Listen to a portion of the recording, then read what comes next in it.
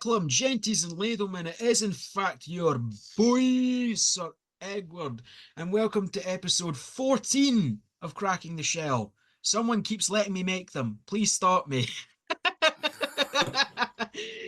Oh, jokes aside, on today's episode, we've got Joe from Coffin and Gom Jabbar. Joseph, how's it going, my man? Not bad, man. Good. Good Just stuff. finished work, back in, showered. That's it. Sorted. That seems to be the life, doesn't it? It's the same with Aye. me. But before we get on to what you're doing now with Penny Coffin, Gom Jabbar, and all that jazz, I'd quite like to rewind the clock a wee bit and find out how we got here, kind of your upbringing, how you got started playing your instruments, your first bands, that kind of shit. You know what I mean? I sound from Stirling. Grew up here, I've stayed here most of my life. Kind of got into music when I was maybe about, seriously anyway, maybe when I was about 10 or 11, because I seen Jimi Hendrix at Woodstock on the BBC. And after that, I just had to buy like all the Jimi Hendrix stuff and wanted to play the guitar. And just my taste got kind of maybe more heavy from there. First kind of bands would have been just high school bands.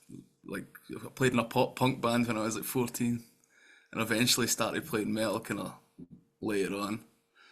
Try attempt at thrash and stuff like that, but let the least said the better probably about that. Hey, we all have to start somewhere, you know what I mean? It's the uh, building blocks that gets us to where we are now.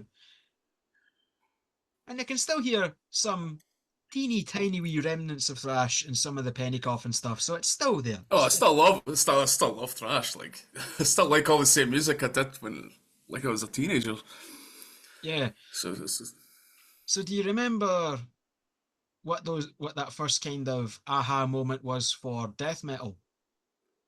death. I think the first death metal album I got was the Death album Human.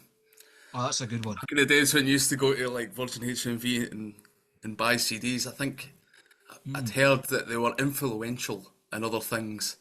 So I was like, oh, I'll get that. And I put it on, and it was like the heaviest, fastest, most technical thing I've ever heard in my life. I didn't really listen to anything before that that had like death metal vocals and rapid double bass. Maybe the closest would be Slayer or something like that.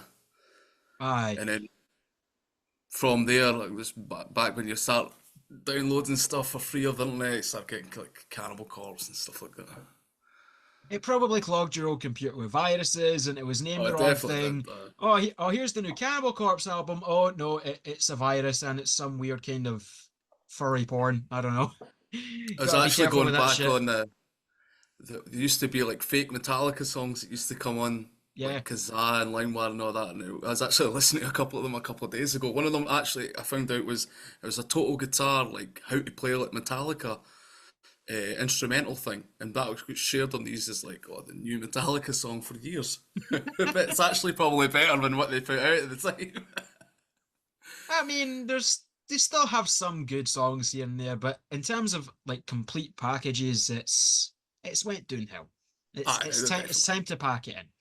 It's It's like that bit in Train Spotting when they're mm, talking about that's happened to Charlie Nicholas, Sean Connery. It's like you just got old and you can't hack it anymore. aye. That's No, it's exactly what it is. absolutely true. I think the only Big Four band that still sounds even remotely good is Anthrax, because Slayer's packed it in, apparently, Aye. except they're back now, and then Kerry King's got the solo thing, and it's like, are you Just doing a sounds like solo Slayer. thing, or it's literally just Slayer with the Death Angel vocalist, Yeah. which apparently that's caused the whole schism in that band, because their drummer was like, there's betrayal going on, and I'm like, ooh, there's some drama. I've actually not heard the Kerry King stuff yet. I think I heard one single and I thought it was okay, but it's not Yeah, Slayer. it is literally just Slayer, but with Mark Osegueda instead of Tom Araya. That's it. If you like Slayer, you like it. If you don't like uh, Slayer, this isn't going to convert you. Not a fucking chance. uh, that's the way it So, seems to go. yeah, definitely. So, talk me through how did Penny Coffin get started? Penny Coffin started kind of in the lockdown. The other guitar player and singer, Daniel Payton, I've known for like 15 years, maybe more. And he just kind of messages, well, we want to make some death metal. And it's like, aye, fair enough, let's go for it, aye. And then think it kind of got more serious when we got Panos. I think we were looking for a drummer, but we didn't really expect to get anyone that could do what he did and play as fast as he could play, and so that kind of made it more legitimate. And then just started going through the song. We had a big kind of bank of songs. We were writing them on our phones with this app called BandLab. So it's like you're recording your guitar through the mic in your phone and programming like really bad MIDI drums on it. And but eventually we got just a little baby steps every way. Eventually making songs on a laptop. But that's basically how it got started. And then we got Gary. We thought we'd struggle again for a bass player, but Gary played up in Inverness or in another band called Zombie Militia, who did pretty well a few years ago. He played guitar for them. Peyton and messaged their band page saying, "Would your bass player be interested, basically, in playing for us?" And then, but Gary had read it. He's like, "No, but I will." It's like, so that's how that kind of worked out. I suppose it's kind of difficult. Obviously I'm in Stirling, but the rest of them are up in Inverness and Luke's up in Aberdeen. Mhm. There's not that many people up there, I think, that play metal or death metal anyway. Most of the kind of local bands are maybe more hardcore metalcore bands. And it's not really what we were going for at all. Yeah, there's a fine line between Cannibal Corpse and Polaris, and I mean, as much as I love a breakdown, it's got to be the right one, at least Ah, for me, anyway. definitely. I'm not knocking. I like a lot of that stuff. I grew up with a lot of kind of metalcore stuff when I was a teenager. I'm not knocking it, but Yeah, I mean, I it's still not. love I Trivium, could. so you know. I still know the first. Or it must have been the second Trivium album. Was it Ascendancy? Mm, That was the one at the time. Like I was like a teenager and that came out, and that was a really big deal. We went down to download, and they moved Trivium from the small stage to open the Saturday, and we were like, "Oh, we'll go." And it's like as soon as the gates opened, there was like 30,000 people running to the stage. It was mental. Like, and I think they still talk about it as being this like huge moment in that for them, which is pretty cool. yeah, and it's came full circle because they're doing that tour where they're playing the Ascendancy in full with Bullet for My Also, they are, Valentine as well. aye. Bullet Which from I'm a Valentine was fucking one of on the. it. I couldn't get any. I couldn't get any Bullet from a Valentine even at the time. If it makes you feel any better, their newer music is yeah. What is it with all these like great bands from the mid 2000s? They peak then, and then once we get into the new decade, it's like, yeah, let's just write a bunch of really cheesy like Nickelback light shit. I What's heard that it about? was it was a few years ago and I was listening to Radio One and Bullet from a Valentine had singles on it. Yeah. And I was like, what is going on here? Well, you're meant to be hard as nails and angry and fuck everyone and all that jazz, and now you're on mainstream radio. Fair play to them. I was supposed Yeah, to. It's good for bands like that to be still kind of living off doing music is pretty impressive because there was loads of metalcore bands at the time that I imagine are all back at work. Like, yeah, yeah. Either that or they're on hiatus or they've came back and it's no the same. And I mean, look at Killswitch Engage, prime example. I think they went away for a bit and then they got rid of Howard Jones, brought back Jesse Leach. And saying that, it's turned out no bad for them. I liked the first album they put out with him. And then after that, just kind of, yeah. I don't think I've heard anything after the end of Heartache, which I still think is good. We're probably losing all kill points for saying that, but it's just so cheesy. It's just like Listen, we love a that's bit of cheese. I love a bit of cheese. Like I'll say this, and I'm proud of it, right? I started off with shit like Power Metal, like Glory Hammer and fucking Dragon Force and all that mega cringe, mega cheesy shit. I still love it. I don't care. Just metal's metal and metal's great. ah, there's different things you want. Sometimes you want to hear something that's got no melody whatsoever, and other times you want to hear something that's got a bit, or something that's maybe a bit more happy sounding, or it's Oh, just different slightly more moods. happy sounding, yeah. And we can all be. It's all right. It's a safe space here. Everybody feels good when they're like the power metal bands do that. We love metal and metal's great thing. We all feel it. I know we feel it. I know I feel it. Aye. it's nice to feel good about the thing you love, you know? It can't all be misery, like. No, no, absolutely, absolutely. So, Penny Coffin got started. It's done really well, I think. It's one of the leading bands in the scene for me. I've seen you guys at, I think the first time was the EP release show for Conscripted Mortality. uh, Really good. That tiny wee room in Slay. the tiny wee room in Slay, yeah, it was good though. It was a lot of fun. I think I still have the set list buried somewhere, but I think weren't Coffin Mulch in that as well?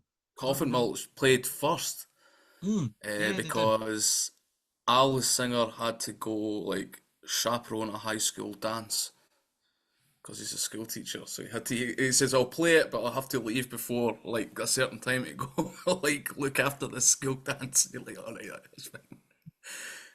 And I never expected to hear that. I'm not gonna lie. No, that's extremely cool. I Eh, know. hey, it's cool. We got to do. I mean, to be fair, I work retail. I can't knock shit in anyone's job. You know what I mean? No, You can't. We can't talk shit about people's jobs. It's not right. I mean, come on. no. I I just I I just serve found it idiots. You funny. know It what I was mean? like death metal gig at like 7, 8 o'clock, and then the high school dance for the rest of the evening. I thought that was quite good. Like, It's like those memes where it's like when you're opening up a death metal show at 5, but you've got a fucking corporate meeting at 7. It's like those kinds of memes. Where it's like he's dressed in a suit, but there's like camo shoes underneath or some shit, and he's wearing the pit vipers. uh, It's like those kind of memes. I love that shit. Love that shit.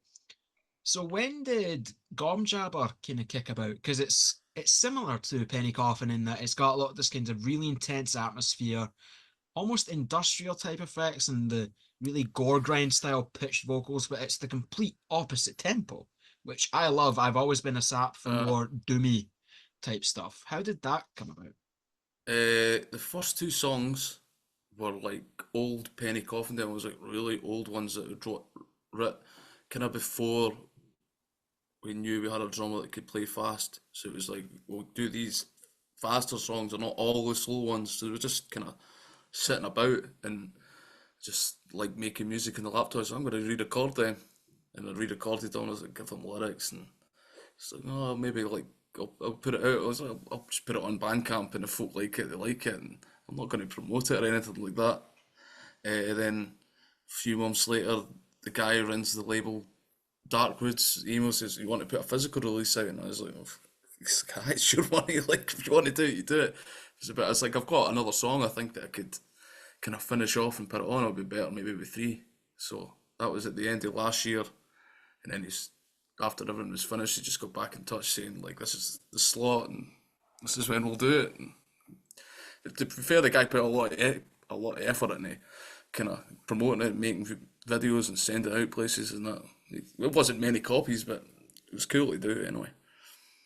Do you see yourself doing potentially even more, making this another full-time band, or is it just kind of a wee side hustle? I don't know about a full time band. I definitely think I'll keep making music for it, and then just putting it out when you've got a kind of collection of songs. I Hmm. like I like Death Doom, and I like kind of like bands like a lot like Disembowelment, and a lot of Finnish bands like Crips and Swallowed and stuff like that. It's just like when I get the feeling to do something at a really slow tempo, like that's I'll go to Gom Jabbar. Benny Coffin's more the up tempo stuff, although some of the stuff is kind of slower and doomier, but I think all the kind of slower stuff will go towards Gom Jabbar, and Benny Coffin will be more of the faster band or the Aye, the hyperspeed absolutely nuts double bass and blast beats, and I don't know how many semitones your vocals are pitched down, but I'm fairly sure you're hitting brown notes at that point, which I'm here for. I love it. I'm not sure there's no pitch correction or there's no pitch shifter on any of the Gom Jabbar stuff. It's just all delays, all delay and reverb. That's one of the things we've kind of stopped doing at the start of this year. Was we used to Penny Coffin Live used to have a distortion unit, and it was like a Digitech whammy, Mhm. but it was set to like a fourth or something like that. But sometimes it would sound good, and other times you'd set it up and you weren't getting a sound check, and it would take so long, and you put it on, it's like, oh, it's not sounding very good. So it's like probably best, like if you're only getting 15-minute changeovers, to kind of put that to the side. And a lot of that was me and Peyton weren't singers either before. It was more out of kind of necessity. So it's like we'll throw effects at it. But we've been doing it for a couple of years now, so I think we've got better. If there's more practice. So I feel more confident going up and having vocals that aren't as mastered, although the Gom Jabbar stuff is, I've seen one of the reviews that he's talking about, it sounds like a wind tunnel. But that's kind of the intention. Yeah, I definitely hear that. And at least every time that I've seen Penny Coffin, the effects sounded really good. And it's something that I think more bands should experiment with. I mean, don't get me wrong, it's not like using autotune to do pitch correction if you're a shit pop singer, but it'd be interesting to just No, and see it's you're what you not can do trying with to it. hide it either. You're not trying to hide it either. It's not like we're like, oh, this is our actual voices. It's like it's pretty obvious that there's stuff on it. Aye, But it's like maybe the death metal version of autotune. But I like it. It's another kind of production tool that you could use. So if you like had an idea and it's like, no, it needs that style of vocal, that's what you would do with it. Even like now, if we're working on stuff, it's like, oh, I could use like I've got the Gom Jabbar like plugin preset there. It's like this wee bit, I'll put that on there. It's like an overdub or something like that. So it's just like another thing that you can like bring in and use that you've already kind of got the setup for. yeah. So I think I read on Bandcamp that you had mixed and mastered all of the Gom Jabbar stuff by yourself. Is that something that you're looking to get Somewhat. into do more, like the kind of production side of things, that kind of thing? I kind of started doing the very first Penny Coffin stuff. It was like everything was sent to me, Mm. and I was the one fiddling at the laptop doing all this stuff. So obviously there's other contributions for people in mixing, but it's kind of I'm doing the donkey work most of the time. We've never mastered anything before. I keep saying that the Gom Jabbar stuff, it's not really mastered. There's like just enough to make it loud enough that you're not going to go, oh, that's really quiet. Yeah. But a lot of it, like, it'll make a difference, I think, mastering it kind of higher level stuff. But I think sometimes can be an unnecessary expense, especially if you're only planning on like, being like CDs and digital. Mhm. You pay more for like if it's on a vinyl, you need a specific mastering for a vinyl. Mm. But if it's only digital, I think it's something that is an unnecessary expense. And if you've not got a lot of money and you're trying to get something done, I don't think it's 100%. You need to have it mastered. I think people are forgiven as well, Dave. It's like your demo or something like that. They're not expecting you to go out and get like Arthur Rizek or something to mix and master it. Be an interesting combination of like producer choice though. Be interesting to see how that sounds. I'd be game to Oh, hear it. I would, in an ideal world, if you did have the money there, I think it would be amazing to get someone to come in and mix and master your stuff. I do enjoy doing it. It gives you control, but you're always going to get better results with someone who does it professionally. I think, well, like someone like Arthur Rizek is actually he's Grammy nominated. It's like I think he did one of Power Trip or something was up for a Yeah, yeah, best they metal did, yeah. performance or something. Like that. He produced that, so it's like you can actually claim to be like Grammy nominated. Yeah, I mean technically he has a credit on the album, so it would count as Grammy nominated. He also did the latest Gatecreeper album, which is one of my Yeah, top albums of the year. Oh my god, that guitar tone. Oh, I love it so that's good. much. I still like Sonoran Deprivation. That's the one I think is still my favourite. It's I think it's the first proper album. I yeah, think that's the one. to be fair, Gatecreeper are just stupidly consistent. As much as they are a young band with only 4 albums out, they've not had like that super low that a lot of bands experience where it's like this album is the worst thing in the planet. It's completely unlistenable.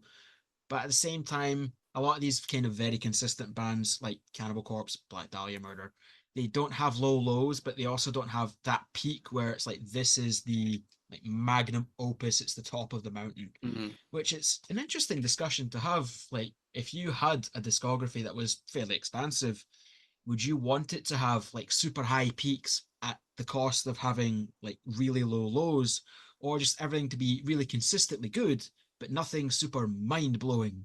It's interesting.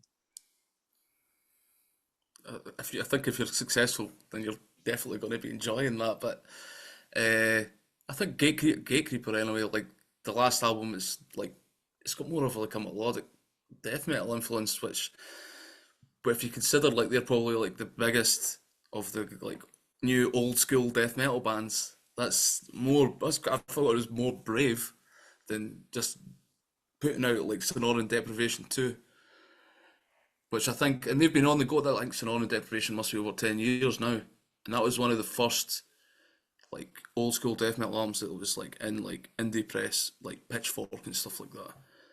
So it's like they were like the first ones, and probably still are. They're like the kind of poster boy maybe of old school death metal from now. I think so. They've definitely been, in terms of this revival, they've been going on, I think, the longest, because Undeath started in 2019. Pardon me, Frozen Soul was 2018. I don't know about 200 Stab when Sanguisugabog formed in 2019. So I think Gatekeeper are the ones that have went on the longest.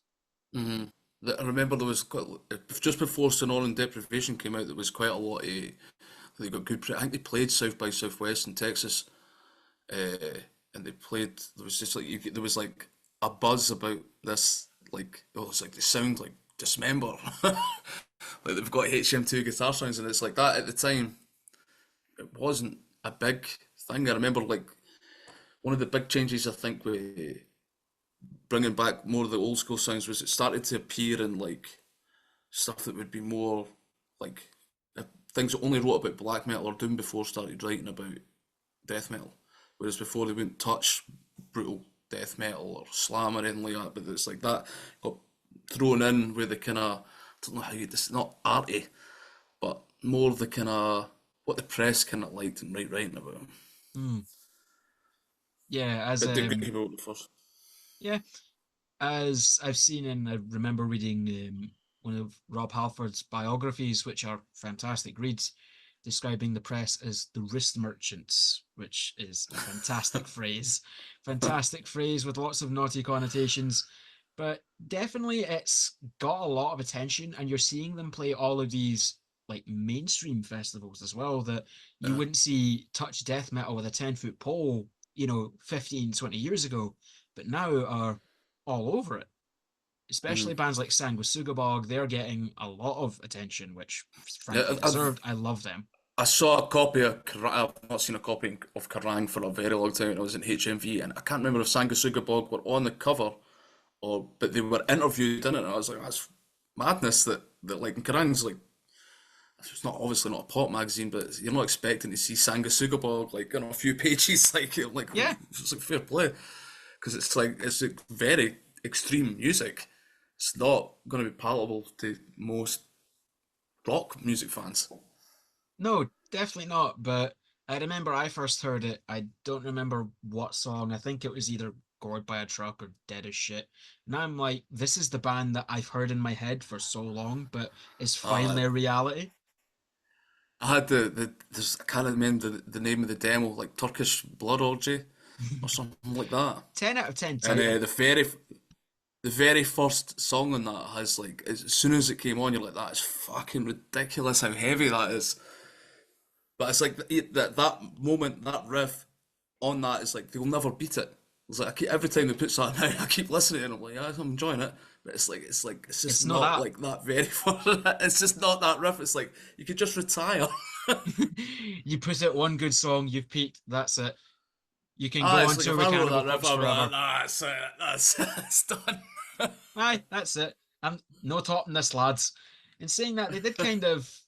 It's almost like a reprise of it, like the very intro to Dead as Shit, where it kind of it's just that one solo guitar for I think maybe 30 odd seconds, and then it gets into that weird kind of groovy bit with the lovely ringy snare, which I know divides a Uh, lot of people.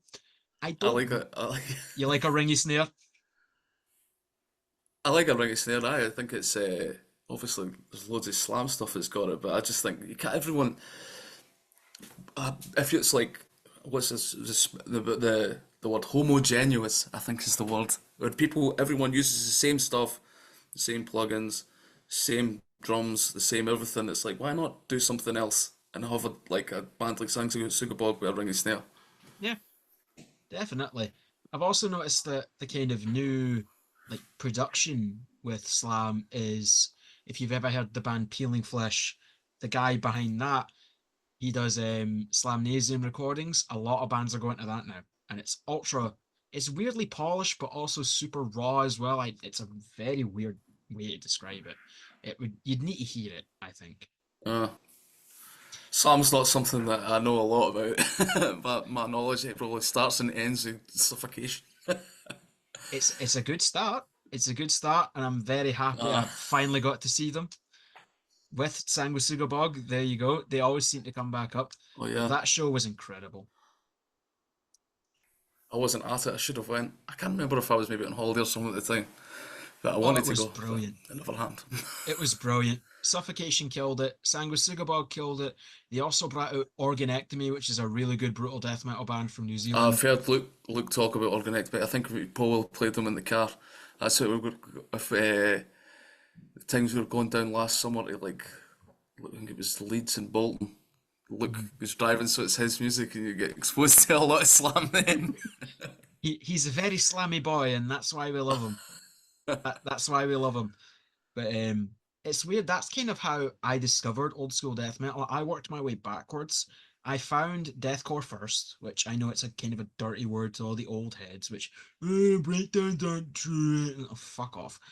But I found deathcore first, then weirdly found slam, and then I worked my way backwards and found, all the greats: Cannibal Corpse, Obituary, Deicide, which Obituary, I would say, is still my overall favorite death metal band. Obituary. I'd probably say Morbid Angel.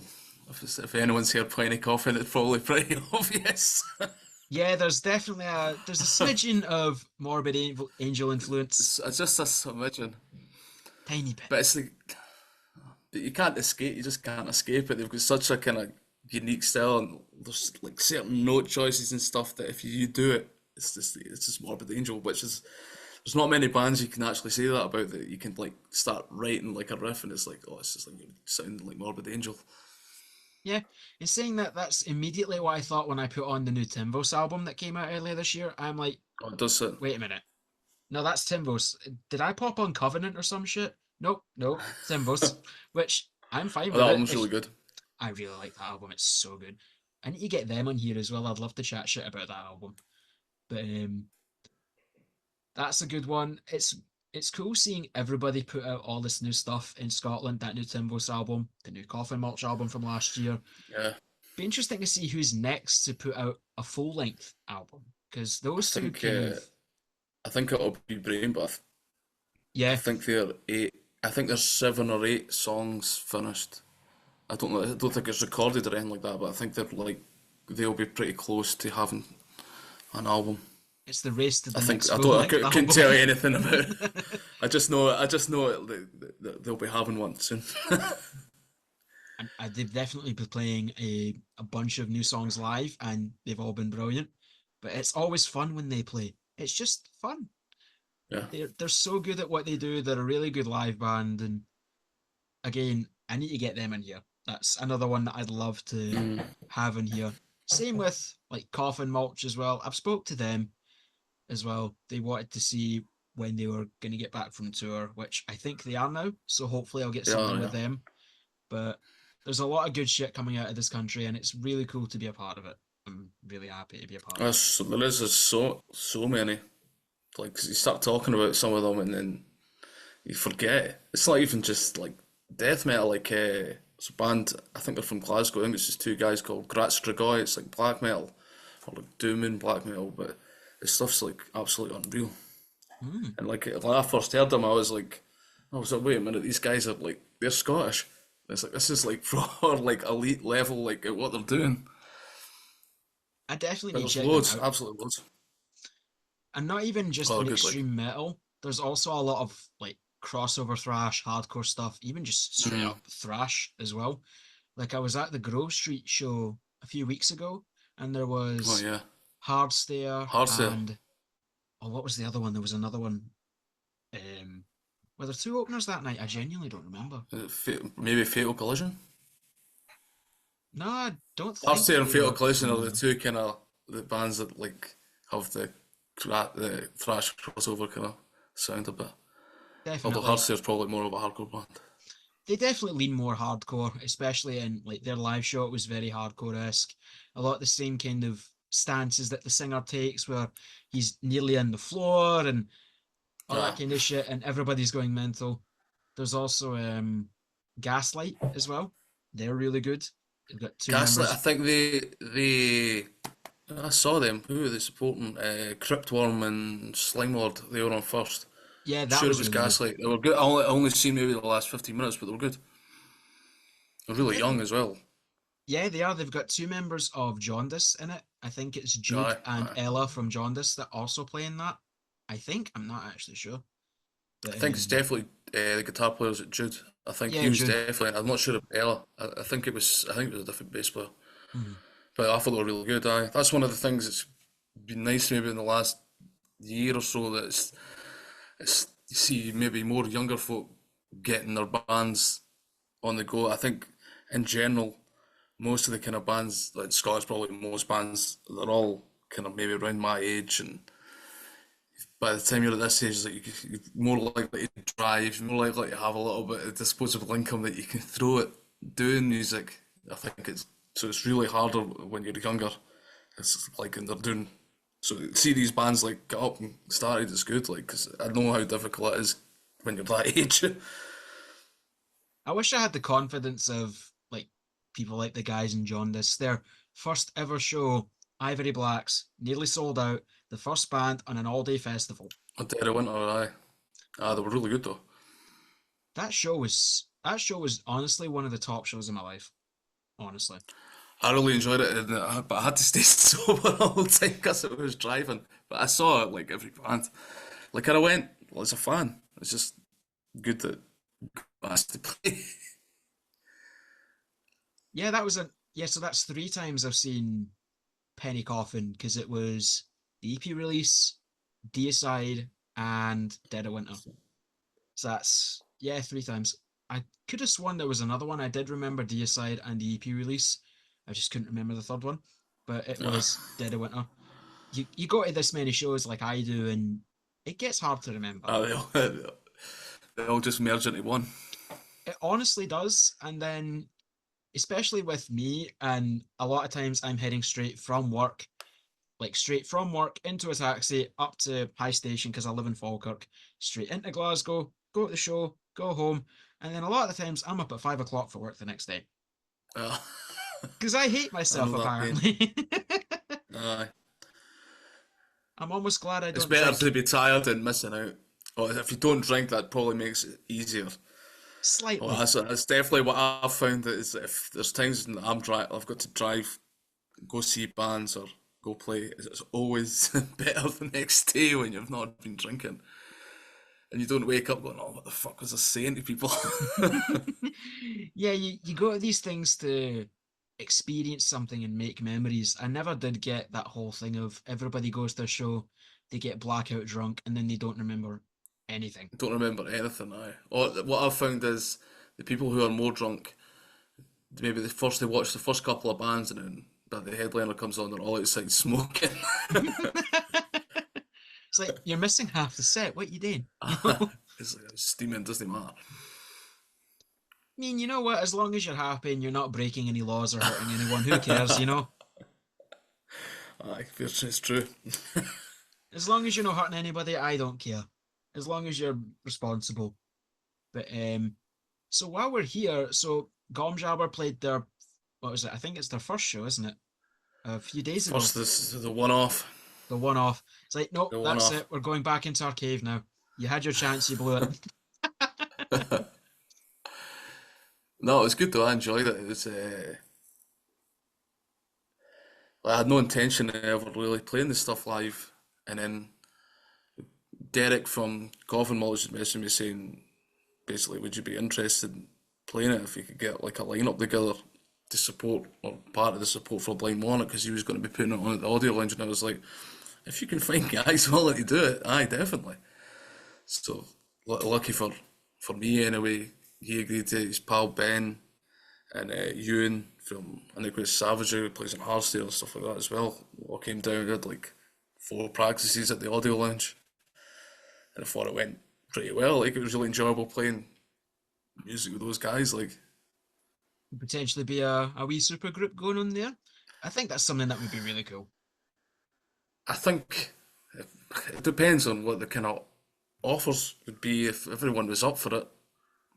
I could see maybe happening again, but with everyone having other bands and that on the go, I wouldn't be putting any kind of pressure on it. Aye. But if it happens again, it happens again. It was fun. Yeah. That's a good segue into another interesting thing. If there was to be a super group of like kind of Scottish death metal musicians, let's say, I don't know, 4 or 5 people, who do you think would make the best one? I think just after playing with Ewan, he probably is the best drummer. I know there's loads of good drummers, but he might be the best. You see some of the stuff that he can do, so he'd probably be the best. I don't know. There's a lot of talented guys like Ross Dunn, Rancid Hmm. Cadaver. He's a really good bass player. He can sing. So I think who the best kind of guitar players would be. Guys for Tempered. Oh yeah, Following this, like the guys for Tempered, both are really good. Singing wise, there's loads of good singers. Uh, Maybe Ali from Age of Summoning, Nunculate. mm, yeah. Ali Lauder, he's a good singer. But you could pick anybody really. Depends on what type of band you were kind of trying to form. But Hmm. I think that would be a good band. I know I'd be game to listen to it. It's cool that everybody, while still kind of under that umbrella of death metal, each of these bands has something different going on for them. Like Coffin Mulch have the kind of doomy, punky side. Penny Coffin have that almost gore grind, grindcore, like super intense side. Brain Bath are super groovy, and then you've got like Jaundice that kind of have a wee bit of a thrash and hardcore bite to them. Everybody's got their own like style to it, which is something that you don't really see in a lot of That's, scenes. I think that's the. It could make some sort of comparison about like maybe like Coffin Waltz were the very first like Scottish old school death metal band I seen them and Bass that became Rancid Cadaver support Spectral Voice before the lockdown a good few years ago. Mhm. So that would have been the first time I'd seen anybody in Scotland kind of doing that. So you could try to make the comparison that everyone that formed after that were ripping off Yeah, Coffin Mulch. Although, to be fair, I never really gave it a thought when we were naming our band that we put Coffin in the title. Looking back now, I'm like, maybe it's a bit silly to have 2 Scottish bands with Coffin in the title, but I listen, I never was really gave looking it a on thought. my But everybody's using Coffin in their name. It's like I was looking in my Apple Music the other day and I went down to see just to find something to listen to. And I go down and I'm seeing Coffins, Coffin Feeder, Coffin Mulch, Coffin Rot. It's like how many bands need Coffin in the name? it's like It's a we great word. balanced out with getting a really non-death metal penny on it. That was actually But going to see, be hmm, when we made the Facebook page, I never thought this, but there's a couple of old women called Penny Coffin. So it's like I'm sure a few people have maybe messaged this like 80-year-old woman from like Virginia or something like that. when's the next DPU? What are you on about? What's this? Do you want to play Ivory Backs? Imagine I'd find that hilarious. But how did how did the name Penny Coffin kind of come about? Because like when you're naming a band, it's something that I suppose is important, but also not really because it's the very beginning. It's not like you're making a brand. I mean, not for death metal anyway. We don't earn enough money for that. But Oh, how did Penny Coffin come about as a name, and were there other names that you'd considered before it, and you just kind of went, nah? I'd seen, I think it might be something like Facebook or social media. I kind of maybe got it wrong. I thought it was like Four Penny Coffin was the name of a homeless shelter in London, Victorian London. That's a cool name. So like shortened it to Penny Coffin because there was another band called For Penny Coffin. And then Hmm. you see the kind of pictures and it's like, it looks pretty dark. Like all these guys, like homeless guys sleeping in coffins. So, but I think that was really the only name that we kind of had. I think we kind of maybe had an idea of naming it in like Gaelic or something like that, but I think that's more like a black metal band kind of thing to do. Yeah, I could see that. I mean, in saying that, the logo you could probably pass for like a black metal logo. I mean, I have the sleeve here. You could pass that as a you could pass that as a like a black metal logo, I think. Aye, I wouldn't treat it any different if I put it on and it sounded like Old Dark Funeral or something. But no. and this is one that because I was listening to Gom Jabbar the other day after I'd seen I think Penny Coffin posted it in their story or something. I don't remember how I saw it, Yeah, but was listening to it. I love it, and I'm going, "What the fuck is Gom Jabbar? What the fuck does that mean?" Sounds like it's in some kind of Lord of the Rings shit. it's in June. Hmm. Like the first, like I've read maybe the first 3 or 4 of them, and obviously seen the films, and I was looking for a name for this, and I was like, oh, maybe give it a June theme name. And Gom Jabbar's like this. There's like a test towards the start of the film when he has to place his hand in this like basically a pain box, and she's got Hmm. like a needle, poison needle at his throat, and that was called the Gom Jabbar. So it's like it's kind of a lot of the stuff from that's kind of ripped up, not ripped off, but kind of takes a lot for like Islamic kind of language, so it kind of sounds a bit Islamic. Yeah, I can But it was just definitely. there wasn't much more thought in it. I was like, just give it a June name. Yeah, it's not you've not formed it to be like a Dune inspired project. Be interesting though. No, I think it could be interesting. It could be interesting. I know other people have done June themed releases. One of the things I was thought about is there's the Iron Maiden song. It was meant to be called June, but they couldn't get the rights, or the author of the book hated metal and hated rock music, so he says, you can't call your song June. So it's called To Tame a Land. I was like, I could maybe cover To Tame a Land. I'm like, I don't know how it's going to work. I don't know how kind of up tempo Iron Maiden would sound is Death Doom and completely drenched We'll in do it at distortion like and reverb. we'll do it at 20 BPM. We'll see how that goes. Plays one chord, goes for a piss, grabs a sandwich, comes Uh, back, plays another one. that's probably the only way you get round.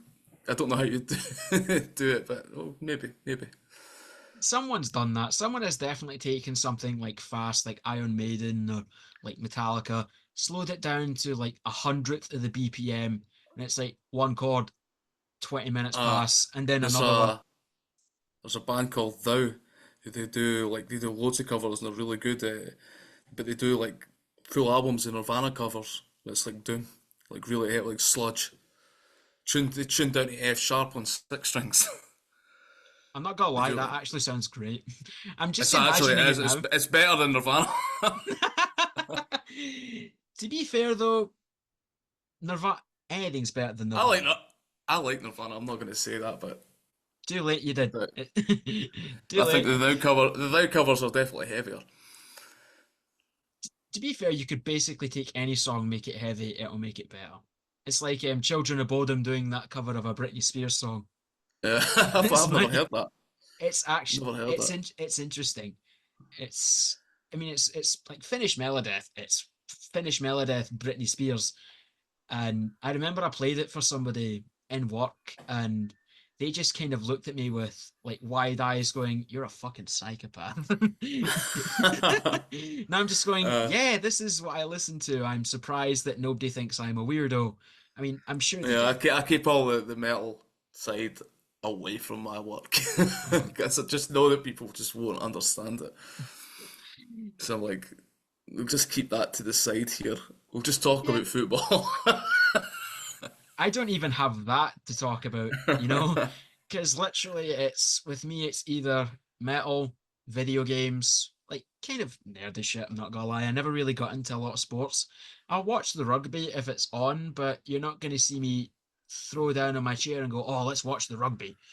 But uh, and everybody at my work, it's usually some kind of sports or like shit like that, and I'm Uh, going, what the fuck do I talk about?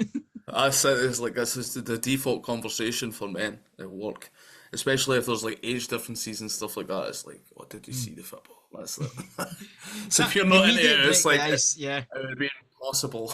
Having a male conversation if it like with someone who didn't like metal or football, it would be pretty Be pretty difficult, and it's not worth it. It's not worth it. So, just to wrap up here, is there anything in the pipeline that you can or want to talk about for anything that you've yeah. got going on? Ah, yeah. There'll be new Penny Coffin stuff out soon. There's two songs that I'm calling it a double A side, but obviously it's not. It's not because it's just two songs. But the two songs basically are finished. They're just kind of getting mixed in the now, so they'll not be too far off. I think the plan after that is probably, if that is successful anyway, to do more, maybe another couple of songs on top of that a few months down the line. We've got loads of material, but it's just the fact that because of the distance, is it maybe better to focus on just do two at a time, and just put stuff out when we've got it rather than Mhm. sit on a bank of songs. I think we'll do an album eventually, but I think what's more important is to put music out, and I like making music.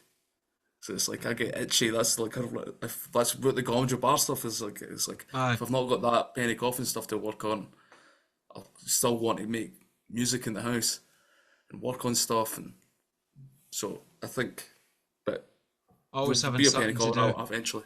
I always want something to do. And then once you've exhausted Penny Coffin and Gom Jabbar, he's going to put out a like light blues solo jazz fusion EP. That could well happen. There's some really strange demos that I've got saved that I'm like, I don't know how I'm going to use this, but Drench it something, in reverb and distortion, and yeah, it'll probably work in one of them. probably, aye. Listen, Joe, I really appreciate you taking the time to do this. It was great to firstly meet you and to So chat to man. you. Thank you, everybody, so much for watching. If you like what you hear, make sure you give Joe and his project some love. All the links will be down below. Like, comment, subscribe. You've been on the internet long enough. You know what you're doing. Thank you again, Joe, and looking forward to hearing more new music and shows in the future. And I will see all Definitely, of man. you in the next time. Peace.